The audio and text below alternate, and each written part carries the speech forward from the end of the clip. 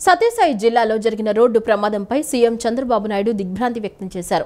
పరిగి మండలం ధనాపురం వద్ద ఆటోను గుర్తు తెలియని వాహనం ఢీకొన్న ఘటనలో రొద్దం మండలం దొడగట్ట గ్రామానికి చెందిన అలివేలమ్మ, ఆదిలక్ష్మి, సుంకమ్మ అనే ముగ్గురు మహిళలు మృత్యువాత పడటంపై తీవ్ర విచారం వ్యక్తం చేశారు. మృతుల కుటుంబాలకు తన సానుభూతిని తెలిపారు. బాధిత కుటుంబాలకు అండగా ఉంటామని భరోసా ఇచ్చారు. ప్రమాదంలో గాయపడిన మరో 10 మంది క్షతగాత్రులకు మెరుగైన వైద్య చికిత్స అందించాలని అధికారులను సీఎం చంద్రబాబు ఆదేశించారు. హిందూపురం రూరల్ మండలం కోటిపి చౌడేశ్వరి దేవి జాతరకు వెళ్లి తిరిగి వస్తుండగా హిందూపురం సిరా హైవేపై ఈ ప్రమాదం చోటు చేసుకుంది. ఉప ముఖ్యమంత్రి పవన్ కళ్యాణ్ తన కుటుంబ సభ్యులతో కలిసి హైదరాబాద్ చేరుకున్నారు. సింగపూర్లో జరిగిన అగ్ని ప్రమాదంలో తన చిన్న కుమారుడు మార్క్ శంకర్ గాయపడడంతో ఈ నెల 8న సింగపూర్ వెళ్లిన పవన్ 4 రోజుల పాటు అక్కడే ఉన్నారు. కుమారుడు కోలుకున్నాక నిన్న రాత్రి సతీమణి అన్నా లెజునోవా, కుమారుడు మార్క్ శంకర్, కుమార్తె పొలినా అంజనాతో కలిసి హైదరాబాద్ చేరుకున్నారు. శంషాబాద్ ఎయిర్పోర్ట్లో దిగాక మార్క్ శంకర్ను ఎత్తుకుని బయటికి వచ్చారు. హైదరాబాద్లో మార్క్కు మరింత వైద్యం అందించేందుకు ఏర్పాట్లు చేస్తున్నారు. రాష్ట్రంలోని అన్ని ప్రాంతాలను అభివృద్ధి చేయడమే కూటమి ప్రభుత్వ లక్ష్యమని మంత్రి నారా లోకేష్ ఉద్ఘాటించారు. 2019లో ఓడిపోయినప్పుడు తనను చాలా మంది కించపరిచే విధంగా మాట్లాడారని అన్నారు. మంగళగిరి ప్రజలు దానికి ధీటుగా తనను గెలిపించి సమాధానం ఇచ్చారని తెలిపారు. అన్ని రంగాల్లో మంగళగిరిని నెంబర్ 1 స్థానంలో ఉండాలనేది తన లక్ష్యమని ఉద్ఘాటించారు. యువగలం పాదయాత్రలో మరో హామీకి మంగళగిరి నియోజకవర్గంలో మంత్రి నారా లోకేష్ అంకురార్పణ చేశారు. మంగళగిరి నియోజకవర్గం చిన్న కాకానిలో 100 పడకల ఆసుపత్రికి మంత్రి నారా లోకేష్ భూమి పూజ చేశారు. చిన్న కాకాని వద్ద 7.35 ఎకరాల్లో 52.2 కోట్ల వ్యయంతో నిర్మాణం జరగనుంది. దేశంలోనే అత్యున్నత ఆసుపత్రిగా నిర్మాణం చేయనున్నారు. ఏడాదిలోగా ఆసుపత్రి నిర్మాణం పూర్తి చేయాలని సంబంధిత అధికారులకు మంత్రి నారా లోకేష్ గడువు విధించారు. ఈ సందర్భంగా మీడియాతో మంత్రి లోకేష్ మాట్లాడారు. మంగళగిరిలో ఓడిపోయిన తర్వాత తాను ఈ నియోజకవర్గ ప్రజలకు మరింత దగ్గరయ్యానని మంత్రి నారా లోకేష్ తెలిపారు. 1984లో 30 పడకల ఆసుపత్రి కోసం దివంగత మాజీ ముఖ్యమంత్రి నందమూరి తారక రామారావు వచ్చి శంకుస్థాపన చేశారని తెలిపారు. యువగలం పాదయాత్రకు వచ్చినప్పుడు స్థానికులు 30 పడకల ఆసుపత్రిని 100 పడకల ఆసుపత్రిగా చేయాలని తనను కోరారని చెప్పారు. ప్రైవేటు హాస్పిటల్కు ధీటుగా 100 పడకల ఆసుపత్రి ఉంటుందని స్పష్టం చేశారు. రాజధాని అమరావతిలో అభివృద్ధి పనులు కూడా ప్రారంభమయ్యాయని అన్నారు. హాస్పిటల్లో డీహైడ్రేషన్ సెంటర్ను కూడా కలుపుతామని చెప్పారు. మంగళగిరి పానకాల స్వామి గుడిని కూడా మరింత అభివృద్ధి చేస్తామని అన్నారు. త్వరలో ఆ పనులు కూడా ప్రారంభమవుతాయని తెలిపారు. స్వచ్ఛ మంగళగిరి లక్ష్యంగా అందరం పనిచేయాలని సూచించారు. మంగళగిరిలో చాలా మంది హైపర్ టెన్షన్, డయాబెటిక్స్తో బాధపడుతున్నారని మంత్రి నారా లోకేష్ పేర్కొన్నారు. మెరుగైన సదుపాయాలు కానివ్వండి అందించే లక్ష్యంతో మేమందరం ఉన్నాం. అమరావతి పనులు కూడా ప్రారంభమైనాయి. సో ఈ ఆసుపత్రికి బాగా రద్దీ కూడా ఉంటుంది. ఎందుకంటే వస్తూ ఉంటారు, ట్రీట్మెంట్ పొందుతూ ఉంటారు. ఇక్కడ ఆర్థో కానివ్వండి, డయాలసిస్ సెంటర్ కానివ్వండి, మన నియోనేటల్ కేర్ కానివ్వండి, ఇవన్నీ కూడా ఇక్కడ అందిస్తాం జరుగుతుంది. సో డీ అడిక్షన్ సెంటర్ కూడా గౌరవ సభ్యులందరూ కూడా మొన్న నాతో మాట్లాడి డీ అడిక్షన్ సెంటర్ కూడా ఇక్కడ ఉండాలి, తలసీమియా సెంటర్ కూడా ఇక్కడ ఉండాలని కమిటీ సభ్యులు ప్రత్యేకంగా కూర్చున్నప్పుడు వాళ్ళు కోరటం జరిగింది. వాళ్ళ కోరిక మేరకు కూడా అది కూడా ఈ హాస్పిటల్లో పెడతాం జరిగింది. వాస్తవంగా కూటమి ప్రభుత్వం ఏర్పడిన తర్వాత గౌరవ ముఖ్యమంత్రి శ్రీ నారా చంద్రబాబు నాయుడు గారు ప్రతి నియోజకవర్గాల్లో 100 పడకల ప్రభుత్వ ఆసుపత్రి కట్టాలి అని ఒక నిర్ణయం తీసుకుంటాం జరిగింది. దాంట్లో భాగంగా 2వ క్యాబినెట్ మీటింగ్లో మంగళగిరి కోసం ఈ హాస్పిటల్ కూడా కేటాయిస్తాం జరిగింది. గౌరవ మంత్రి గారి పైన ఇప్పుడు చాలా పెద్ద బాధ్యత ఉంది మంగళగిరికి సంబంధించింది. అది మా లక్ష్మీ నరసింహస్వామి గుడి అభివృద్ధి కార్యక్రమం. మంత్రి గారు పర్యవేక్షణలో ఆల్రెడీ మేము కూర్చున్నాం. గుడిని కూడా, ఎందుకంటే నేను వారణాసికి వెళ్ళి గౌరవ ప్రధానమంత్రి గారు అక్కడ గుడిని ఎట్లా అభివృద్ధి చేశారు నేను స్వయంగా చూస్తాం జరిగింది. మంగళగిరిలో ఏడాదిలో 3,000 మందికి ఇంటి పట్టాలు ఇచ్చినట్లు మంత్రి నారా లోకేష్ తెలిపారు. ఇక్కడి పేదలకు 1,000 కోట్ల రూపాయలు విలువైన భూమి ఇచ్చినట్లు చెప్పారు. ఈ ప్రాంత ప్రజల ప్రేమను ఎప్పటికీ మర్చిపోలేనన్నారు. మంగళగిరి అన్ని రంగాల్లో ముందుండేలా చూసే బాధ్యత తనదని పేర్కొన్నారు. మన లోకేష్ మన ఇల్లు తొలిదశ చివరి రోజు కార్యక్రమంలో మంత్రి నారా లోకేష్ పాల్గొన్నారు. తాడేపల్లి మహానాడు ప్రాంతానికి చెందిన 478 మందికి, డ్రైవర్స్ కాలనీకి చెందిన 119 మందికి ఇళ్ల పట్టాలను మంత్రి లోకేష్ పంపిణీ చేశారు. సలాం సెంటర్కు చెందిన 92 మందికి, ఉండవల్లి సెంటర్కు చెందిన 85 మందికి, సీతానగరానికి చెందిన 48 మందికి, పద్మశాలి బజారుకు చెందిన 9 మందికి, ఉండవల్లికి చెందిన 1కి ఇళ్ల పట్టాలను లోకేష్ అందజేశారు. నేడు మొత్తం 832 మంది లబ్ధిదారులకు శాశ్వత ఇంటి పట్టాలను నారా లోకేష్ అందజేశారు. చేశారు. నేటితో మొత్తం 3,000 మంది లబ్ధిదారులకు ఇళ్ల పట్టాలు పంపిణీ కార్యక్రమాన్ని లోకేష్ పూర్తి చేశారు. లబ్ధిదారులకు సొంత ఖర్చులతో బట్టలు, పసుపు, కుంకుమ పెట్టి భోజనాలు ఏర్పాటు చేసి ఉచితంగా పట్టాలను అందిస్తున్నారు.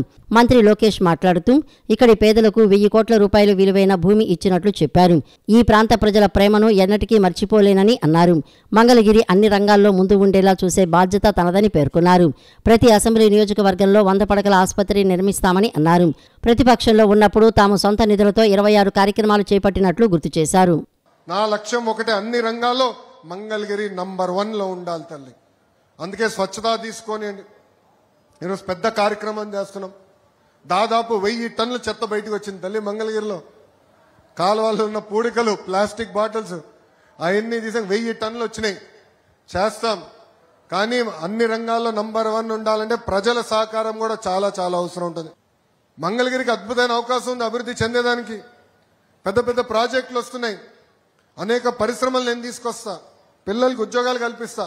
కానీ అన్ని సాధించాలంటే మంగళగిరి ప్రజల సహకారం నాకు చాలా అవసరం. స్వచ్ఛత ఒక ఉదాహరణ మాత్రమే. రాబోయే రోజులు అన్ని కార్యక్రమాలు మన భాగస్వామ్యం అవుతాం. ఎక్కడికి వెళ్ళినా మంగళగిరి పేరు వెంపడాలి.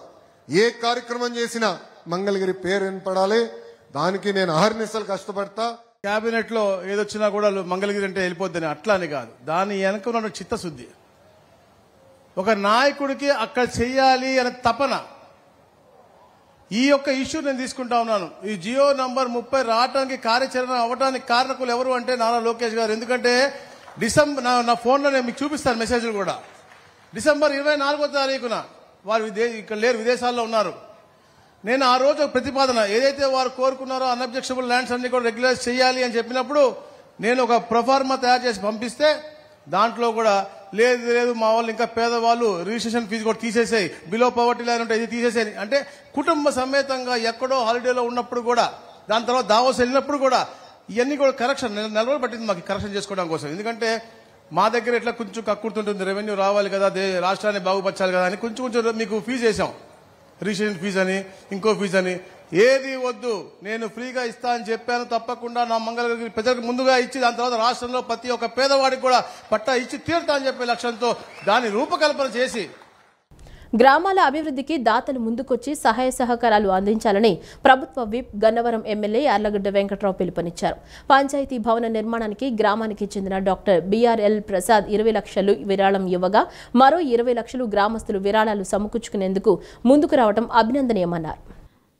గ్రామాల అభివృద్ధికి దాతలు ముందుకు వచ్చి సహాయ సహకారాలు అందించాలని ప్రభుత్వ విప్ గన్నవరం ఎమ్మెల్యే యార్లగడ్డ వెంకట్రావు పిలుపునిచ్చారు. గన్నవరం మండలం బి గూడెం గ్రామంలో దాతల సహకారంతో 40 లక్షల వ్యయంతో నూతనంగా నిర్మించనున్న గ్రామ పంచాయతీ కార్యాలయం నిర్మాణానికి శనివారం సాయంత్రం యార్లగడ్డ భూమి పూజ చేశారు. ఈ సందర్భంగా ఆయన మాట్లాడుతూ బీపీ గూడెం గ్రామ పంచాయతీ నిర్మాణానికి గ్రామస్తులు అందించిన సహకారం మరోలేనిదని అన్నారు. పంచాయతీ కార్యాలయం నిర్మాణానికి 3 సెంట్ల భూమి ఉచితంగా ఇచ్చిన వేమూరి గోపాలరావు కుమారులను ఈ సందర్భంగా యార్లగడ్డ అభినందించారు. పంచాయతీ భవన నిర్మాణానికి గ్రామానికి చెందిన డాక్టర్ బిఆర్ఎల్ ప్రసాద్ 20 లక్షలు విరాళం ఇవ్వగా మరో 20 లక్షలు గ్రామస్తులు విరాళం సమకూర్చుకునేందుకు ముందుకు రావడం అభినందనీయమని పేర్కొన్నారు.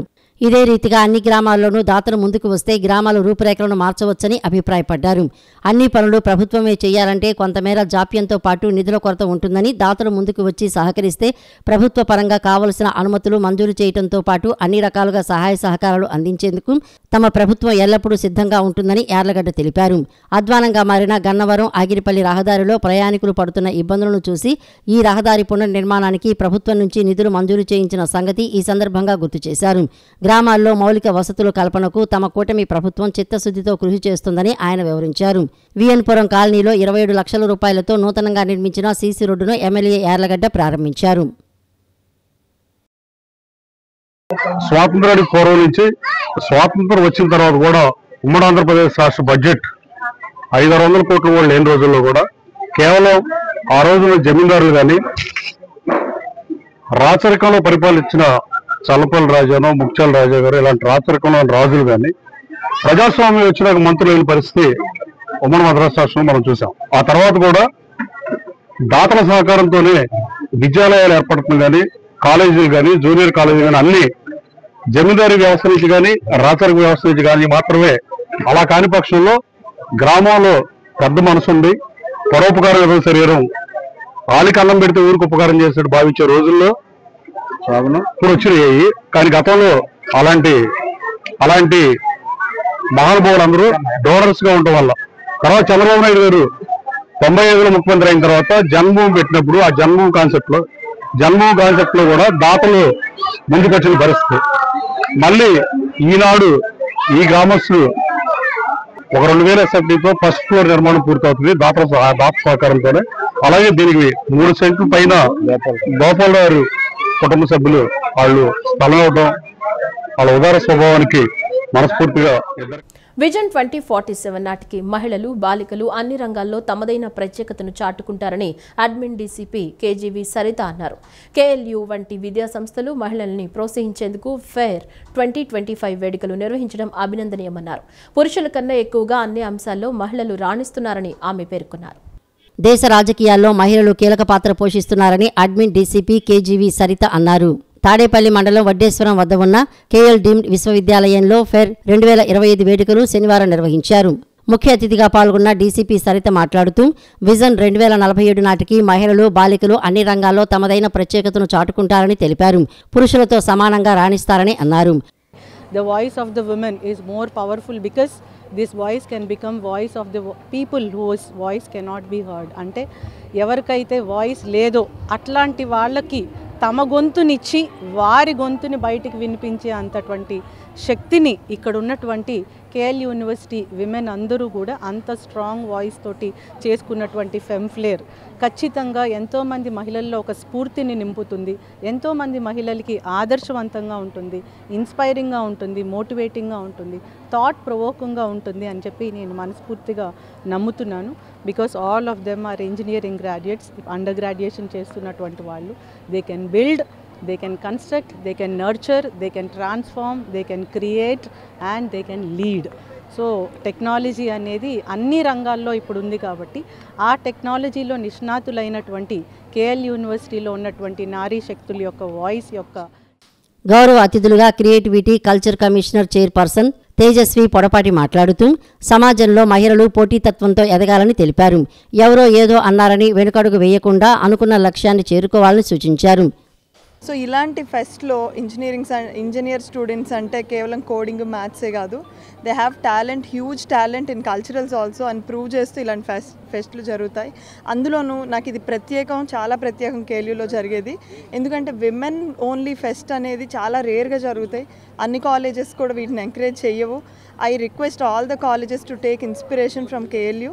ఇలాగ విమెన్ ఎంపవర్మెంట్కి ఈరోజు చూస్తే స్టేజ్లో ఐఎమ్ సర్ప్రైజ్ టు సీ, అసలు పాటలు పాడుతున్నా కూడా టాలీవుడ్కి కావాల్సిన టాలెంట్ మొత్తం సింగిల్ ప్లేస్లో దొరికినంత అద్భుతంగా వాళ్ళు ఆ టాలెంట్ని ఎగ్జిబిట్ చేస్తున్నారు. సో ఇలాంటి టాలెంట్ని ఎగ్జిబిట్ చేయడానికి ఫెస్ట్లు అనేవి చాలా యూజ్ అవుతాయి. And also specially women needs more space అండి. అది మామూలు ఫెస్ట్లు దొరికే స్పేస్ కంటే కూడా వాళ్ళకి కొంచెం ఎక్స్ట్రా స్పేస్ ఇస్తే వాళ్ళు ఇంకా వాళ్ళ టాలెంట్స్ని నర్చర్ చేయడానికి, వాళ్ళు ఫియర్లెస్గా పర్ఫామ్ చేయడానికి ఒక స్కోప్ ఉంటుంది. ఉమెన్ డెవలప్మెంట్ సెల్ అని చెప్పేసి మా కోనేరు కాంచనలత మేడం గారు, సెక్రటరీ మేడం గారు దీన్ని ఎస్టాబ్లిష్ చేశారు ఒక డికేడ్ క్రితం. సో అప్పటి నుంచి కూడా ఉమెన్ డెవలప్మెంట్ సెల్ చాలా యాక్టివిటీస్లో చేస్తూ వెళ్తున్నాము. Both in house and out reach activities చేస్తున్నాం అనమాట. సో దానికి ఉమెన్ డెవలప్మెంట్ సెల్ అనేది 7 ఫోకస్ ఏరియాస్ తీసుకుంది ఉమెన్ మీద. Like entrepreneurship skills, business skills అని చెప్పేసి, స్కిల్ డెవలప్మెంట్ అని చెప్పి, health and well being of women అని చెప్పేసి, డిజిటల్ లిటరసీ ఇన్ ఉమెన్ అని చెప్పి ఇలాగ మేము 7 థీమ్స్ పెట్టుకున్నాము. ఆ 7 థీమ్స్ మీద మేము వర్కౌట్ చేస్తూ ఉంటాము. సో దాంట్లో భాగంగా ప్రతి సంవత్సరము కూడా మేము 2 మేజర్ ఈవెంట్స్ ఆర్గనైజ్ చేస్తామండి. ఒకటేమో ఇంటర్నేషనల్ ఉమెన్ సమ్మిట్ అని చెప్పేసి, various resource persons from all over the country and from abroad even వచ్చి వాళ్ళు వర్క్షాప్స్ను, ప్యానల్ డిస్కషన్స్ ఈ ఉమెన్ ఎంపవర్మెంట్, జెండర్ ఈక్వాలిటీ మీద, సస్టైనబిలిటీ గోల్స్ మీద, వీటి మీద వాళ్ళు వర్క్షాప్స్, ప్యానల్ డిస్కషన్స్ ఆర్గనైజ్ చేస్తారు. కేఎల్యూ కార్యదర్శి కోనేరు కాంచనలత, కేఎల్ఎఫ్ సభ్యులు Koneru Nikhita, Koneru Divya, VC doctor Parthasarathi Varma, vice ఛాన్సలర్లు doctor Jagannatha Rao, doctor AVS Prasad, doctor Rajasekhara Rao, doctor Venkatram, registrar doctor Subba Rao తదితరులు పాల్గొన్నారు. ఈ సందర్భంగా విద్యార్థులు ప్రదర్శించిన సాంస్కృతిక కార్యక్రమాలు ఆకట్టుకున్నాయి.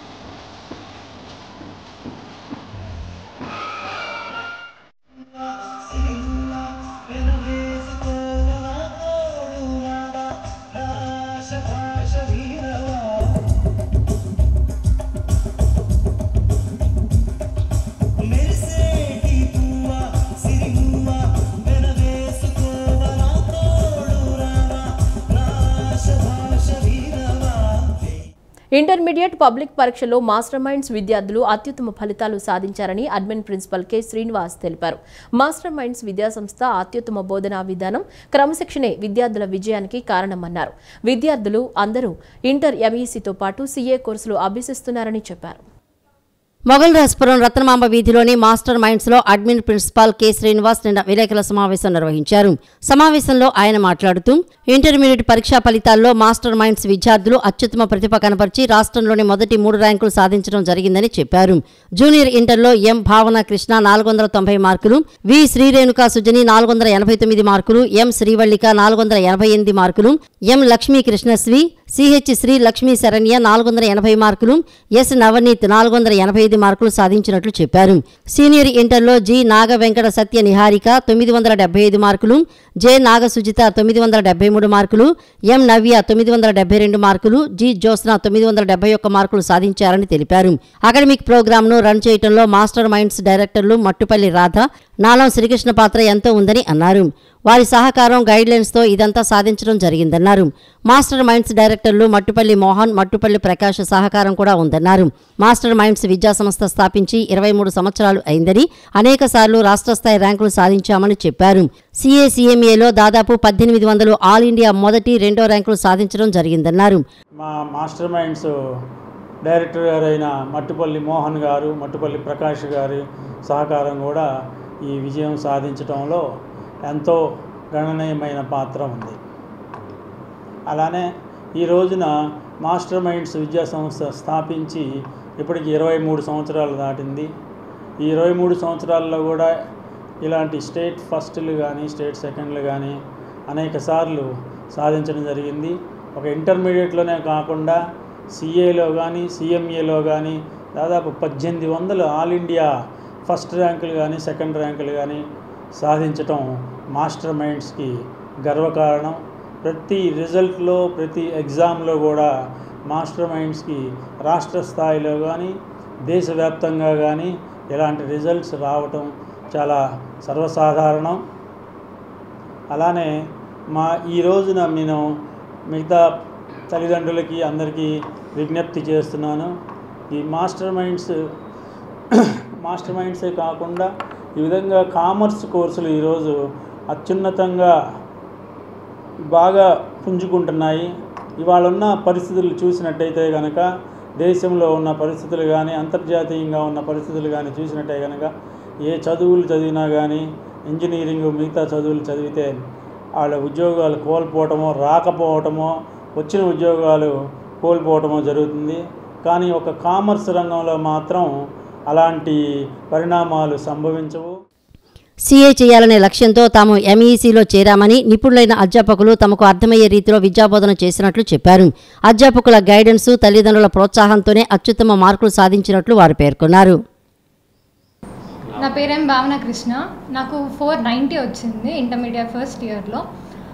యాక్చువల్లీ నాకు మార్క్స్ రావడానికి కారణం మెయిన్లీ మాస్టర్ మైండ్స్, నెక్స్ట్ మా పేరెంట్స్ సపోర్ట్ చేయడం వల్ల నాకు మంచి మార్క్స్ వచ్చినాయి. అండ్ మా ఫ్యాకల్టీ కూడా నాకు వచ్చే డౌట్స్ని క్లారిటీ చేయడం, ఇలా కొంచెం ఎంకరేజ్ చేస్తూ ఉన్నారనమాట మా ఫ్యాకల్టీ. సో ఎంఎస్సి ఫ్యాకల్టీ బాగుంటారు అండ్ టీచర్స్ డౌట్ క్లారిఫికేషన్ కూడా నీట్గా చెప్తారు, విసిగించుకోరు. సో అందుకే ఇక్కడ బాగుంటుందని జాయిన్ అయ్యాను. అండ్ రివిజన్ ఎగ్జామ్స్ని కరెక్ట్గా ఫాలో అవుతూ స్కెడ్యూల్ని చూసుకుంటే సరిపోతుంది. ఎక్స్ప్రెస్ స్ట్రాటజీస్ ఏమీ అవసరం లేదు. రాష్ట్రంలో ఎండ తీవ్రత రోజురోజుకు మరింత పెరుగుతోందని విపత్తుల నిర్వహణ సంస్థ హెచ్చరిస్తోంది. ఆంధ్రప్రదేశ్ వ్యాప్తంగా ఉష్ణోగ్రతలు తీవ్ర స్థాయికి చేరినట్లు ప్రకటించింది. రాష్ట్ర వ్యాప్తంగా 119 ప్రాంతాల్లో 41 డిగ్రీల సెల్సియస్కు పైగా ఉష్ణోగ్రతలు రికార్డైనట్లు ఏపీఎస్ డిఎంఏ వెల్లడించింది. నేడు 30 మండలాల్లో తీవ్ర వడగాలులు, 67 మండలాల్లో వడగాల్పుల సూచనలు ఉన్నట్లు పేర్కొంది. రాష్ట్రంలో ఉష్ణోగ్రతలు రోజురోజుకి పెరుగుతున్నాయి. ఉదయం 8 గంటల నుంచి ఎండలు మండుతున్నాయి. ఒకవైపు ఎండ వేడిమి, మరోవైపు ఉక్కపోతతో ప్రజలు అల్లాడుతున్నారు. రాష్ట్ర వ్యాప్తంగా 119 ప్రాంతాల్లో 41 డిగ్రీలకు పైగా ఉష్ణోగ్రతలు రికార్డైనట్లు ఏపీఎస్డీఎంఏ వెల్లడించింది. నేడు 30 మండలాల్లో తీవ్ర వడగాలులు, 67 మండలాల్లో వడగాలుల సూచన ఉన్నట్లు పేర్కొంది. శ్రీకాకుళం జిల్లాలో 7 మండలాలు, విజయనగరం 11, పార్వతీపురం మన్యం 10, ఏలూరు జిల్లాలో భీమడోలు, ఎన్టీఆర్ జిల్లాలో జీకొండూరు మండలాల్లో 30 తీవ్ర వడగాలులు, అలాగే 67 మండలాల్లో వడగాలులు ప్రభావం చూపే అవకాశం ఉందని విపత్తుల నిర్వహణ సంస్థ ఎండీ రోణంకి కోరమనాథ్ తెలిపారు. సోమవారం 12 మండలాల్లో తీవ్ర, 19 మండలాల్లో వడగాలులు వీచేందుకు అవకాశం ఉందన్నారు. వన్ టౌన్ ప్రైజర్పేట తెలుగు బాప్టిస్ట్ చర్చ్ ఆధ్వర్యంలో మట్టల ఆదివారం ఘనంగా నిర్వహించారు. బాలలు పెద్ద సంఖ్యలో ఈ కార్యక్రమంలో పాల్గొన్నారు. మొత్తాలను చేతి పట్టుకుని యేసుక్రీస్తుకు జయము, దావీదు కుమారునికి జయము అంటూ నినాదాలు చేస్తూ ఊరేగింపులో పాల్గొన్నారు. సర్వమత సమ్మేళనం పాటించాలని, భావద్వేషాలు వద్దని, మనిషిని మనిషిగా గౌరవించుకోవాలని, కులాలు మతాలు చూడవద్దని, అందరూ కలిసిమెలిసి జీవించాలని తెలుగు బాప్టిస్ట్ చర్చ్ కార్యదర్శి ముళ్లపాటి ప్రకాష్ రాజు ఆకాంక్షించారు. One town pressure Telugu Baptist church ఆధ్వర్యంలో మట్టల ఆదివారం కార్యక్రమాన్ని ఘనంగా నిర్వహించారు. బాలలు పెద్ద సంఖ్యలో ఈ కార్యక్రమంలో పాల్గొన్నారు. మొత్తాలను చేతపట్టుకుని యేసుక్రీస్తుకు జయము, దావీదు కుమారునికి జయము అంటూ నినాదాలు చేస్తూ ఊరేగింపులో పాల్గొన్నారు. ఈ సందర్భంగా తెలుగు బాప్టిస్ట్ చర్చి కార్యదర్శి ముళ్లపాటి ప్రకాష్ రాజు మాట్లాడుతూ, నేడు యేసు ప్రభువు మహిమ ప్రవేశం చేసిన రోజు అని మట్టల ఆదివారం పండుగను జరుపుకుంటున్నారని తెలిపారు. విజయవాడ నగర ప్రజలు మత సామరస్యాన్ని పాటించాలని, ఏ మతం వారు ఆ మతాన్ని పూజించుకోవాలని, ఒక మతాన్ని విమర్శించుకోకూడదని అన్నారు. సర్వమత సమ్మేళనం పాటించాలని, భావద్వేషాలు వద్దు అని పేర్కొన్నారు. మనిషిని మనిషిగా గౌరవించుకోవాలని, కులాలు మతాలు చూడవద్దని, అందరూ కలిసిమెలిసి జీవించాలని ఆకాంక్షించారు. మట్టలాదివారం పండుగను దిగ్విజయంగా చేసుకుంటున్నారు. ఆ మట్టలాదివారం ప్రత్యేకత ఏంటంటే తను తాను హెచ్చించుకునేవాడు తగ్గించబడినట్టు యేసు ప్రభు వారు పెద్ద పెద్ద రథాలు, ఎదాలు, గుర్రాలు, అశ్విని దత్తాలు వేసుకుని రాలేదు. గాడిదని ఎంచుకున్నారు. తగ్గింపు స్వభావం గాడిది. అందుకని ఆయన హెచ్చించబడ్డాడు. ఆ విషయంలో మా సండే స్కూల్ పిల్లలందరూ ఈ మట్టల ఆదివారంగా జరుపుకుంటున్నాము. గుడ్ ఫ్రైడే ఆయన శిలువ మరణం పొందుతారు. ముఖ్యంగా విజయవాడ నగర ప్రజలకి చెప్పేది ఏంటంటే ఇప్పుడు అంతా మత సామరస్యం, కక్షలు, కార్పణ్యాలు ఎక్కువ అవుతున్నాయి. ఏ మతాన్ని ఆ మతం వాళ్ళు పూజించుకోవాలి, గౌరవించుకోవాలి. ఒక మతాన్ని విమర్శించకూడదు. కోశాధికారి వినుకొండ సువర్ణకుమార్ మాట్లాడుతూ, మట్టల ఆదివారం సందర్భంగా పిల్లలందరితో మట్టల ఊరేగింపు నిర్వహించామని, ప్రతి ఒక్కరూ ఆనందంగా ఉన్నారని చెప్పారు. మత విద్వేషాలకు పాల్పడకుండా అందరూ సమానత్వంగా ఉండాలి, అందరూ బాగుండాలి, అందులో మనం ఉండాలి అని అందరూ భావించాలని పేర్కొన్నారు. ప్రతి ఒక్కళ్ళు ఆనందంతో ఉన్నారు. ఇది ప్రతి ఒక్కళ్ళు జరుపుకునే పండుగ కాబట్టి మత విద్వేషాలకు కాకుండా అందరూ సమానత్వంగా ఉండి, అందరూ ఏకంగా ఉండి, అందరూ బాగుండాలి, అందులో మనం ఉండాలన్నట్టు కాన్సెప్ట్లో ఉన్నాము. మా గురించి మీరు వ్యతిరేక భావం లేకుండా ప్రభు అందరూ కలిసిమెలిసిగా ఉండాలని ఈ కార్యక్రమాన్ని చేస్తున్నాను. ఈ కార్యక్రమానికి సండే స్కూల్ సూపరింటెండెంట్ గారు, బేబీ గారు చాలా కోఆపరేషన్ చేశారు. Telugu Baptist church Sunday school superintendent baby మాట్లాడుతూ, యేసుక్రీస్తు శిలువకు ముందు యెరూషలేము జయప్రవేశం చేశారని అన్నారు. ఆయన హెచ్చించుకోలేదని, గాడిదను ఎంచుకుని తగ్గించుకుని రాజు అయిన దీనుడిగా, రక్షకుడిగా వచ్చి ఈ లోకానికి రక్షణ తెచ్చి మా పాపముల కోసం సిలువ ఎక్కారని అన్నారు. ఆయనను హృదయంలో చేర్చుకుని ఉండాలని మట్టల ఆదివారం నిర్వహిస్తున్నామని చెప్పారు. యెరూషలేం జయప్రవేశం చేశారు. అయితే ఆయన హెచ్చించుకోలేదు. తన గాడిదను ఎంచుకొని తగ్గించుకొని దీనుడుగా, రక్షకుడయ్యుండి, రాజు అయ్యుండి ఆయన ఈ లోకానికి రక్షణ తెచ్చి నీ నా పాపముల కొరకు ఆయన శిలువలో మరణించి ఆయన్ని మన హృదయంలో చేర్చుకొని ఉండాలని మరి ర్యాలీ ఏర్పాటు చేశారు. ఈ వార్తలు ఇంతటితో సమాప్తం. నమస్కారం.